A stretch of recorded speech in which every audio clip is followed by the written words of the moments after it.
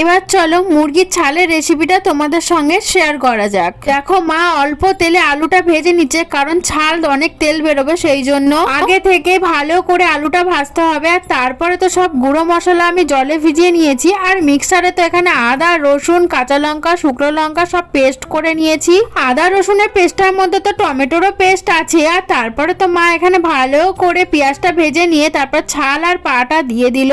যে সময় তরকারিতে স্বাদ আসে সেই সময় আমার মা হাতে আমাকে খুন্তিটা ধরিয়ে দিল, বললো এবার তুই কর। তারপরে তো আমি পেস্টটা দিয়ে দিলাম, গুঁড়ো মশলাটা যেটা জলে ভিজে রেখেছিলাম সেটা দিয়ে দিয়েছি, আর সেটা তোমাদের দেখানো হয়নি। আর মাকে আমি দেখেছি সবসময় জন্য লক্ষ্য করেছি যে মাই আমাকে বারবারের জন্য রান্না করতে বলে, কেন আমি জানি না। আমার হাতের রান্না নাকি মায়ের খুব ভালো লাগে, আর বাবার হাতের রান্না নাকি স্বাদ পায়, সেই জন্য আমাকে বারবার বলে, আর আমিও না বলি না, সেই জন্য আমিও করতে বসে পড়ি। এখানে তো আমি ছাল আর ভাত নিয়ে বসে পড়েছি। আজকে খাওয়া নিয়ে ভিডিওটা শেষ করছি, বাই।